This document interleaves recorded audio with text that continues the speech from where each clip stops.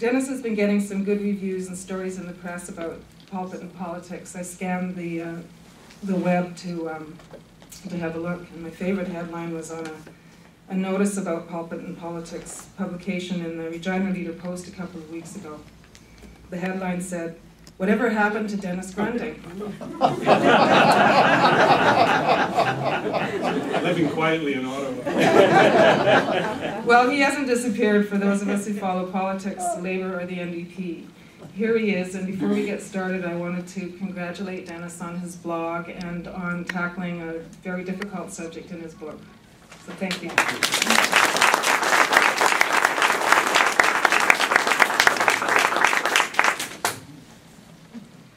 So Dennis, I'd like to open this simply by asking you, what inspired you to write this book? Did you have a rude awakening, or was there some trend that worried you? What inspired you? Well, I've always been interested in that connection between religion and politics, and for example, I did quite a bit of journalism around things like this when I was at CBC in Regina. My beats were poverty, Aboriginals, human rights, and religion. And I remember one of my upwardly mobile colleagues saying, "Why do you get all the loser beats?" So I've always had an interest in it, and I think being at the Bishops' Conference, I saw things from a certain perspective. Later on, being in politics, I saw them from a different perspective. And since I was very interested in this, reading about it a lot, going to things, I just decided I'd start writing about it, and that's how it happened. Your book is journalistic. It's not autobiographical. You don't say much about yourself, although some of your views certainly shine through. But so I'd like you to take this as an opportunity for you to tell us about yourself. One of your critics referred to the fact that you go to a Mennonite church and work for the Canadian Labour Congress as, quote, elephants in the room. Really nefarious stuff. So what should people know about you when they're reading your book? Well, I grew up in a rural community in Saskatchewan. It was mainly a Catholic community, and I went to a boarding school run by Benedictine monks called St. Peter's College, which I think was, you talk about formative influences, I think was very formative for me. Everyone has their own story of what formed them and how they got to where they are. That was part of mine. I would say, if I summarized it, that the monks believe that our gifts aren't our own entirely, and that we have a responsibility to participate in society for the common good. So those would be reference, I think. I think like a lot of other people of our generation, I've kind of come and gone a bit on faith and religion, but at some point I became more interested again after maybe being in my early 30s. I do attend at a Mennonite church because my wife does, Martha does. I'm not a member, but I'm someone who attends there frequently, and really have learned a lot from Mennonite people and like them a lot. And can you refer back to your days as a politician and cast some light on how religion shaped your political life? Did you ever have to agonize over, from a religious point of view, an issue or a vote? How did it shape your activity when you were a politician? I would say, first off, you have to be a little careful about that because nobody has a pipeline to some supernatural wisdom. We all have to muddle through things, and we do it to the best of our ability together. So I don't think that someone from a church or a religious group, no matter what it is, can claim any ultimate wisdom beyond what other people have. But I could tell you, since you asked that question, that when it wasn't the same-sex marriage legislation, but it was prior to that, when it was beginning to work its way through the courts. And there was a vote on it. I won't get into the details because it had a lot to do with procedure. But it would have meant that I was voting in favor. And at that time, I really wasn't ready. And I remember Alexa McDonough was our leader, and they didn't want to have somebody vote against it, so we had a What was the vote on? Well, it was the courts had ruled on it, and there was a discussion in the Parliament as to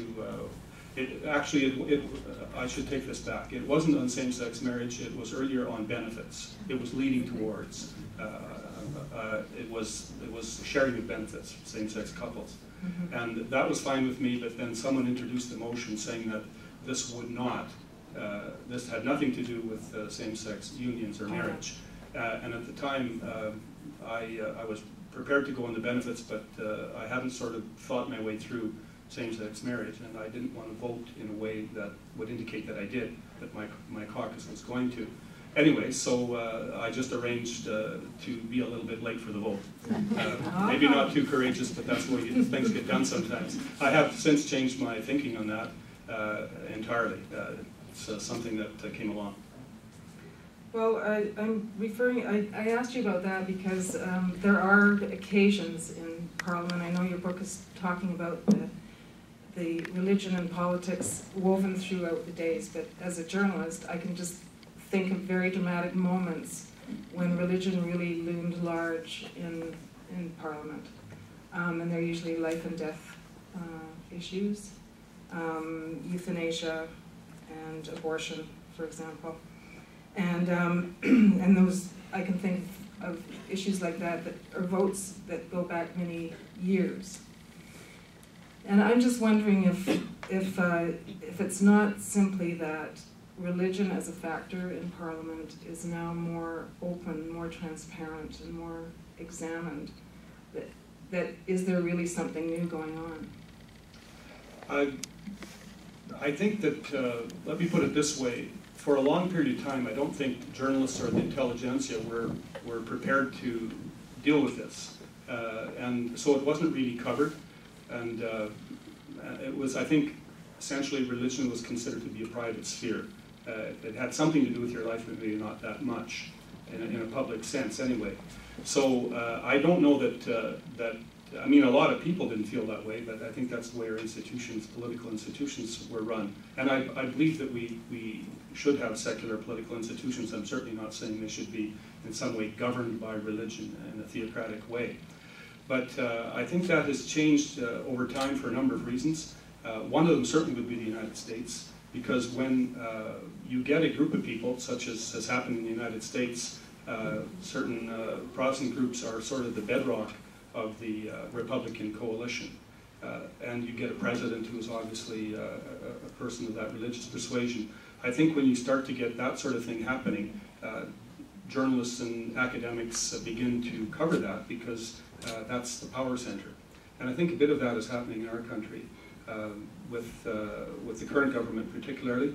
I think people who used to support them didn't get much attention, but they're getting more now. I wonder myself if there's not a disconnect, even now, between the press gallery and politicians in terms of looking at them or parties or the Prime Minister or the government through a religious prism. You really often don't see it, and most journalists, I don't think, report from that point of view. I wonder, is it a important missing gap, or is it? I think it is. Is it up to book writers to examine it? Yeah, I mean, it seems to me that when, let's look at it this way. There are very important debates going on, as you indicated. We talked about same-sex marriage, abortion, but there are a lot of others. I mean, there's war and peace, there's the eradication of poverty, there's the environmental degradation. Those are all extremely important issues. So one wonders whether people who come to those in public life have some background, whatever it is. For many of them it would be faith-based, that would have something to say about what positions they take on those. And it is somewhat subtle, I will agree. It's not automatic. I'm a Catholic, therefore I will vote X on this, although there's a bit of pressure to do that from time to time. But I think it's up to us to look at the kind of ideas that are coming forward from religious groups, just the way we look at ideas coming forward from other groups, and test them on their validity and their value. And I'm not sure that the journalists really are sort of comfortable doing that with people who come from a faith perspective. Yeah, I'm not sure. I mean, I find it odd to think that, well, you said that religion and politics has a potential impact on on things like division of wealth, questions of peace and war, which you just referred to, how we view the stewardship of the environment, minimum wage, childcare. But, and that people come down on these issues based on their religious values. But I can't really think of any set of religious values that would choose, war over peace or pollution over clean air. So I think what you're really saying is that the conservative and progressive wings of religions are in competition. You're not so much saying that different religions are in competition. Yes, there's a competition there, and it's long-standing, really, going back. I mean, if you go back far enough, everybody was competing with everybody in the settlement of Canada. I mean, the French Catholic presence was here, the British came, was Protestant. Later on, people came from all over the place to settle the West, and denomination was a big divider among people. The Conservatives did themselves in for 100 years in Quebec over the hanging of Louis Riel, and MacDonald saying, "Let every dog in Quebec bark, but I'll hang Riel." So there have been these sort of fault lines. I think what's happened, though, is over the years, it seems to me, my experience is that within denominations, there are differences. Catholics have some of the most rigid conservatives within Catholicism in Canada, and some of the most devout activists. And they occupy the same church. It reminds me of what Lord Durham said about Canada, which was the two states warring within the bosom of one. And that happens. So an odd thing which has been happening, I think, is that people who are conservative Catholics may feel more comfortable with conservative evangelicals than they do with other Catholics. And perhaps progressive evangelicals also feel on the edge or marginalized in their own communities. So that spectrum seems to me to be happening, and there's quite a bit of shifting going on. So it's not as simple as saying so-and-so is in a certain kind of church and therefore is a conservative, or so-and-so is in another kind of church and is therefore a liberal. It's not that simple. People have to make up their minds on a lot of things. And you do have quite a few examples in the book. Maybe you can share some of them where for example, the Catholic hierarchy, the Catholic leadership has joined up with the leadership from other religions. So there are cross-religious issues in terms of the religious leadership. Well, Bill Blakey is here tonight and will be joining us later when we get into the question period, but I remember Bill telling me once that in the 1970s, the United Church was involved with the Catholics in all the project coalitions, Project North and Interchurch Committee for Human Rights in Latin America, and he said that in the 90s they were in court with the evangelicals on the same-sex marriage or other issues, euthanasia, and that represents a change, certainly in where the Catholic hierarchy has gone. But having said that, when the Pope comes out with an encyclical, he gets criticized for sounding like a Marxist, so he's all over it. I wouldn't say he's all over the place. He's conservative in social issues and something else in economic issues. Mm-hmm. There's an undercurrent in the book, partly because of your documentation of the government in the last few years dismantling many of the institutions that we treasure. Some development groups, some status of women organizations that we've had since, well, 60s or 70s, and maybe taken for granted.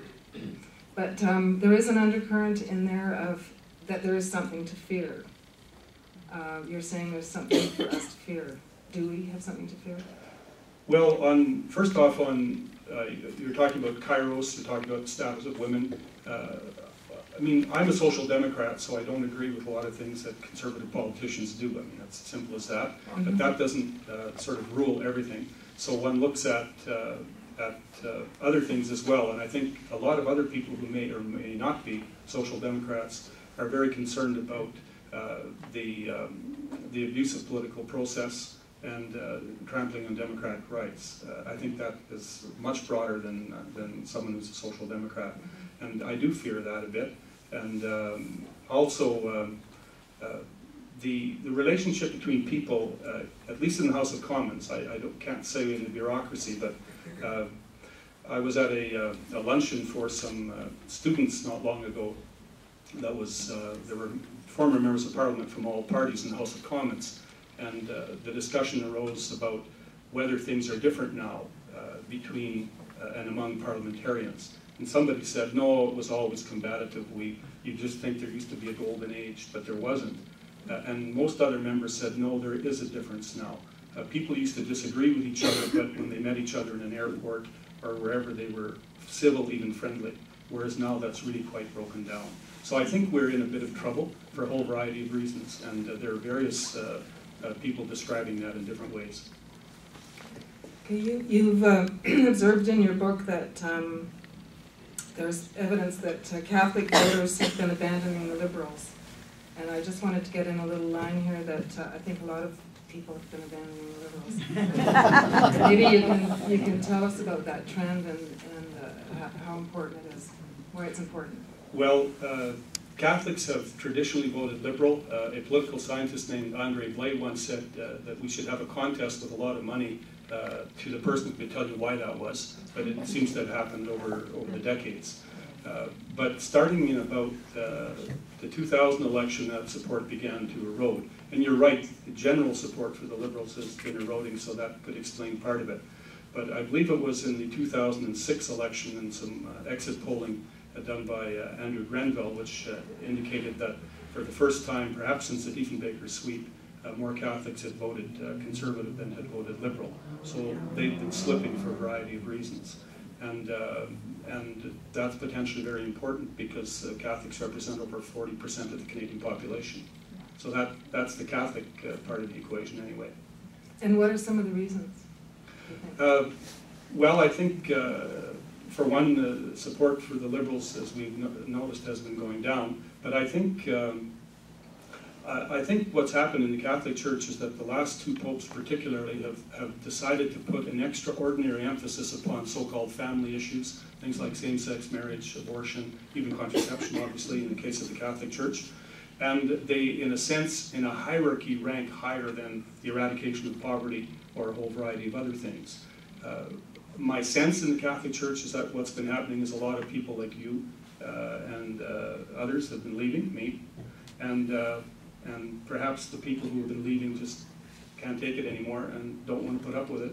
And the people who stay are more traditional. That would be my sense. So they tend to be it's not really a highly sophisticated notion to say that religious conservatives are most likely to vote politically conservative, and I think that's perhaps what's happening. It was interesting to me that Paul Gazelle got a front page hit in the Ottawa Citizen the day Paul Dewar announced he was entering the leadership race. And I was wondering if you know whether Paul felt sideswiped by that, or whether or not religion would factor in the NDP race or have any impact on his public image. I doubt whether Paul would have felt sideswiped by that story appearing, because it arose in the following way. And I think it was 2009, I was coordinating a class for the Ottawa School of Theology and Spirituality. It's called Faith in Public Life, Making the Connection. And I invited people into the class to talk about that. I invited Paul as a sitting politician. I invited Peter Harder, who is a member of this congregation, who was a former Deputy Minister of Foreign Affairs and a lot of other things. I invited Lloyd Mackey, a journalist in the press gallery. So a variety of people. Bill Jansen is sitting here. Joe Gunn is sitting here. They were both among them. And I just asked people about how they make these connections. And so Paul came and talked very frankly. And people were extremely impressed with his candor. And I wrote a piece for my blog as a result, and eventually that piece ended up in my book. And then that's what Paul Gazelle, being a journalist, and I guess seeing that Paul was that Sunday was announcing his leadership, that's what Paul Gazelle decided to use as a story. So it didn't come out of the dark.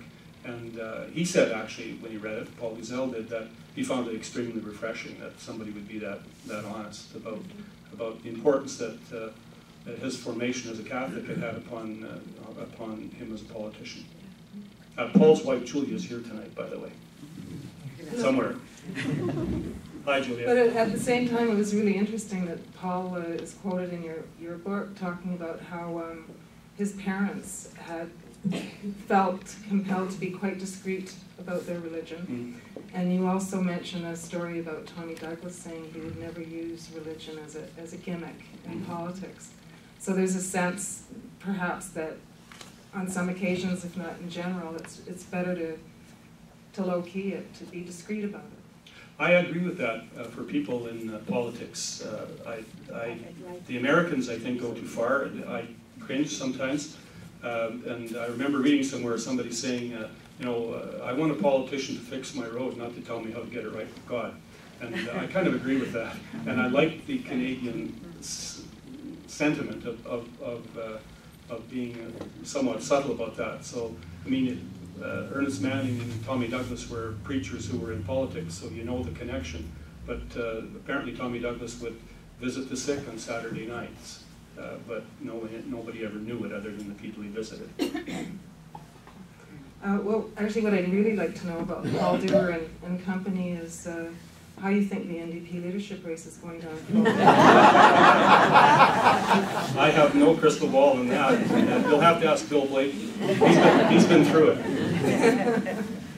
We'll have to invite Bill up in a minute. I think my time's already running out here, but I did read one comment on a blog.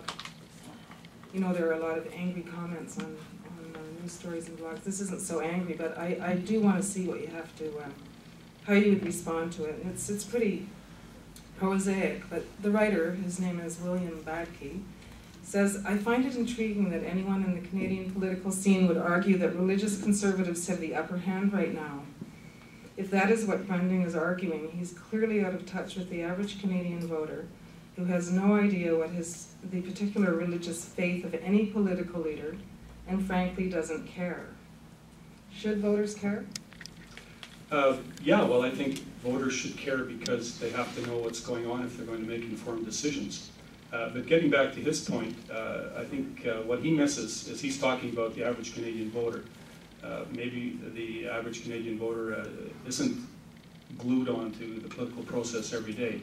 But people who organize themselves around issues and do it effectively, which religious conservatives are doing today, can have an impact. And so can other people if they organize themselves. Liberal Christians and people of other religious persuasions can do that too. And I'm not saying that anybody shouldn't do that. Let them go ahead. That's what our democratic system is all about. So I think what the person writing that misses is he's talking about the whole population, but really what he should be thinking about is who are the active people and what are they saying and what impact are they having. And in a situation where you can win a majority government with 40% of the vote, it's pretty important.